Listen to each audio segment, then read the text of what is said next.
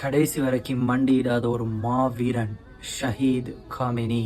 وارزقنا الشهادة في سبيلك يا مولاي.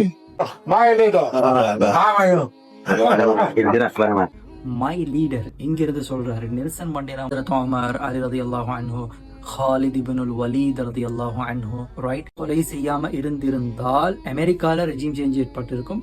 ட்ரம்ப்பை தூக்கிட்டு வேற யாராச்சும் கொண்டு வந்திருப்பானுங்க. அமெரிக்கன் சிஸ்டம் கான்ஸ்டிடியூஷன் அந்த அளவுக்கு ஸ்ட்ராங்காக பில்ட் பண்ணப்பட்டிருக்கு, இன்க்ளூடிங் ஃபெய்த். அது எதை வச்சு பில்ட் பண்ணப்பட்டிருக்குன்னா குர்ஆன், ஹதீஸ், இஸ்லாமிக் ஃபைனான்ஸ், இஸ்லாமிக் ரெவல்யூஷன், இது எல்லாமே ஆணி வேற. பங்களாதேஷ், பாகிஸ்தான், இன்னொரு கண்ட்ரி இருக்கு, பேர் சொல்ல முடியல.